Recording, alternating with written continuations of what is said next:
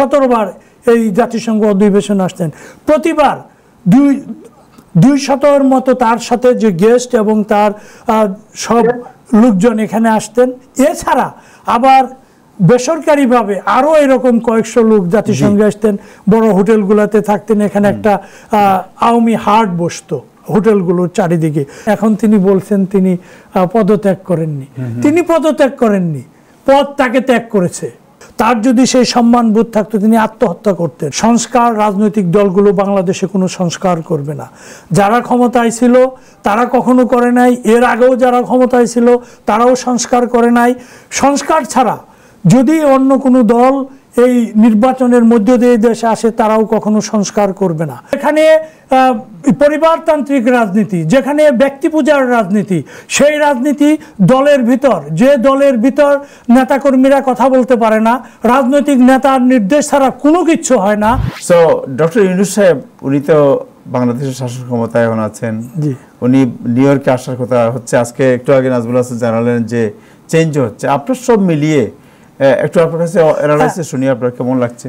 Doctor Yunus, এটা আমাদের জন্য অত্যন্ত গর্বের, আনন্দের যে তার মতো একজন লোক বিশ্বে এখন কোনো নোবেল বিজয়ী নেই যে কোনো দেশ কোনো জাতিকে শাসন করছে বা দায়িত্ব পালন করছে কোনো রাষ্ট্রের। সেদিক থেকে গত 16 বছরের যে দেশের রাজনীতি, শাসন ব্যবস্থা, এটা তো সবাই জানে কলাপস করে গেছে। ফ্যাসিবাদ কিভাবে বাংলাদেশে কায়েম হয়েছিল, এই ফ্যাসিবাদের বদৌলতে এই যে লোকজন প্রত্যেক যারা ক্ষমতার কাছাকাছি ছিল, কি প্রশাসনে, কি আইন বিভাগে, কি বিচার বিভাগে, কি জাতীয় সংসদে, সব জায়গায় মানুষ 1-2 কোটি 5 কোটি টাকা নয়, শত সহস্র কোটি টাকার মালিক হয়েছেন, বিলিয়ন টাকার মালিক হয়েছেন যারা।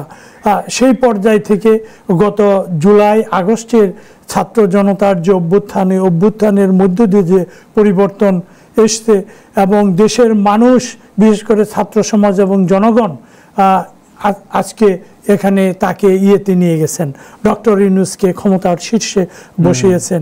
এখানে নানান ধরনের বিতর্ক আছে, নানান ধরনের কথা আছে যে সংবিধান এটা সাংবিধানিক কিনা। সংবিধান কার জন্য? সংবিধানের জন্য মানুষ না, মানুষের জন্য সংবিধান, জনগণের জন্য সংবিধান।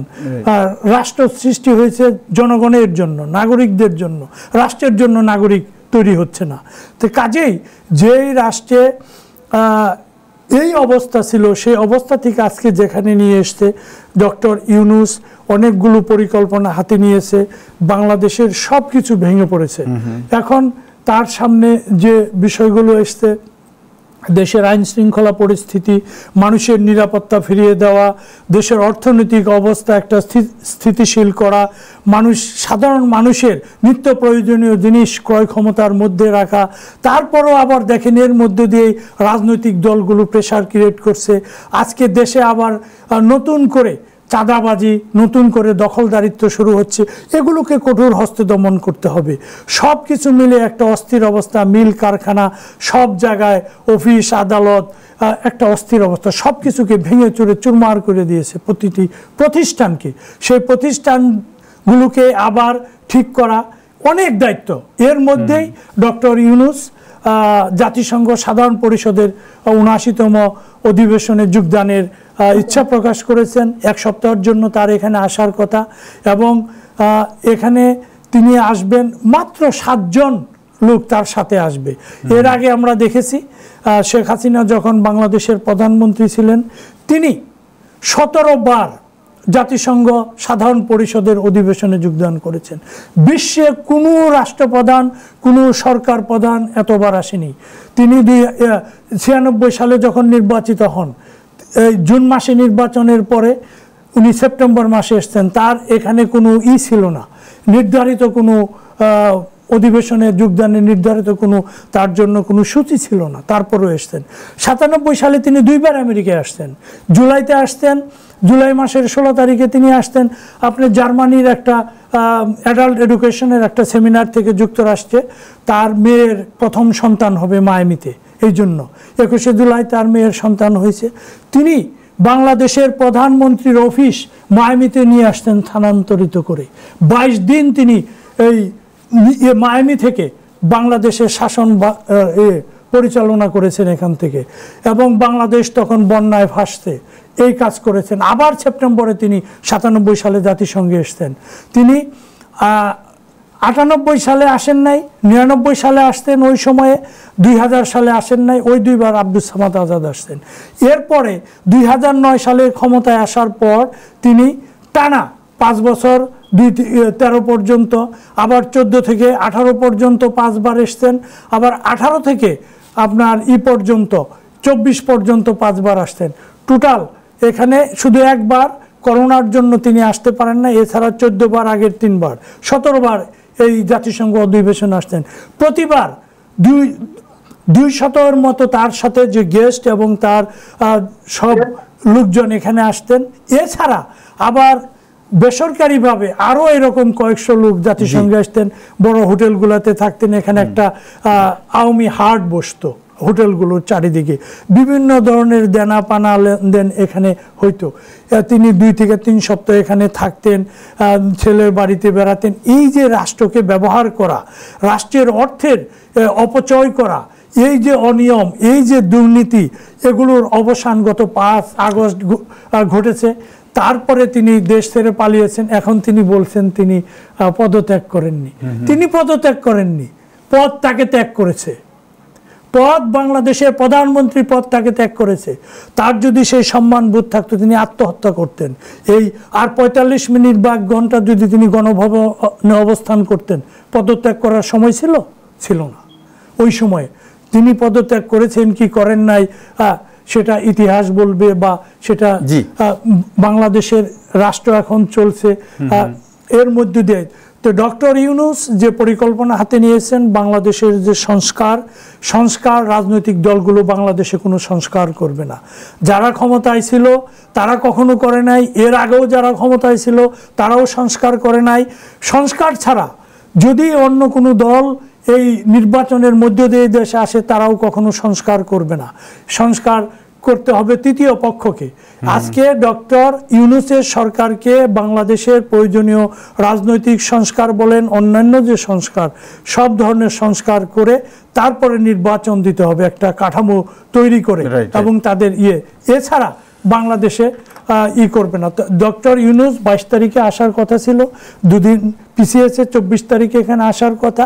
তা আমার মনে হয় যদি তার এখানে বড় ধরনের কোনো অ্যাপয়েন্টমেন্ট থাকে তিনি অবশ্যই আসবেন, এবং আমাদের দেশের জন্য, আমাদের জাতির জন্য কল্যাণকর কিছু উনি বয়ে নিয়ে যাবেন। আমরা সর্বাত্মকভাবে বাংলাদেশে যে ফ্যাসিবাদের অবসান ঘটেছে, এর মধ্য দিয়ে ডক্টর ইউনূসের সরকারকে আমরা স্বাগত জানাই। তার সরকারকে বাংলাদেশিরা শুধু দেশ নয়, প্রবাস বিশ্বের যে যেখানে ছিল দেখেছেন, আমরা বাংলাদেশিরা জেলে গিয়েছে, যাবজ্জীবন জেলখানায় তাদের সাজা হয়েছে শুধু এই জন্য, এই পরিবর্তনের জন্য, এবং তার জন্য ডক্টর ইউনূসের কারণে আজকে তারা মুক্ত, তারা দেশে ফিরে যাচ্ছে, তারা কাজে ফিরে যাচ্ছে। আমরা চাই ডক্টর ইউনূস এখানে আসুক, আমাদের সাথে দেখা হোক বা না হোক, আমরা তাকে সমর্থন জানাই। আমরা তার প্রতি আমাদের আন্তরিক মোবারকবাদ, আমরা দোয়া করি বাংলাদেশ আবার নতুন করে তার অবস্থানে ফিরে যাক। আজকে যে নতুন পর্যায়ে গেছে এই দেশটা, সেই নতুন চিন্তা, নতুন চেতনা, গণতান্ত্রিক ধারায় মানবিক একটা বাংলাদেশ, আইনের শাসনের বাংলাদেশ প্রবর্তিত হোক, এবং সেটা আপনার, আমার, সন্তান সবার জন্যই এটা অত্যন্ত জরুরি। থ্যাংক ইউ আপনাকে। Thank you. Yunus, any comment on it? জি, আমি মানে ডক্টর ওয়াজেদ ভাই চমৎকার বলেছেন তার প্রত্যাশা, কিন্তু আমার একটা বিনীত মানে একটা দ্বিমত আছে। রাজনীতির লোকই করতে হবে, দেশের সংস্কার মানে এনজিও লোক দিয়ে হবে না। দেশের সংস্কার ওই কলেজ ইউনিভার্সিটির ফার্স্ট ইয়ার আর সেকেন্ড ইয়ারের ছাত্রদের দিয়ে হবে না। রাজনীতিবিদদেরই সংস্কারে উদ্বুদ্ধ করার এবং এই প্রতিশ্রুতি যদি না করা যায়, আবারও যদি এই উদ্যোগ, চলমান উদ্যোগটা ব্যর্থ হয়, তাহলে আমাদের আরো কয়েক দশক আমাদের পিছিয়ে যেতে হবে। মনে করি আমার এই আশঙ্কার কথা। ইব্রাহিম চৌধুরী সাহেব, আমি 1 মিনিট এখানে বলতে চাই, দেশের সবচেয়ে বড় প্রয়োজন হলো রাজনৈতিক সংস্কার। রাজনীতির সংস্কার করতে হবে, রাজনীতিবিদদের নেতৃত্বের কাঠামো সংস্কার করতে হবে। বাংলাদেশের বড় দলগুলোতে 1% ডেমোক্রেসি নাই। প্লিজ, যে দেশে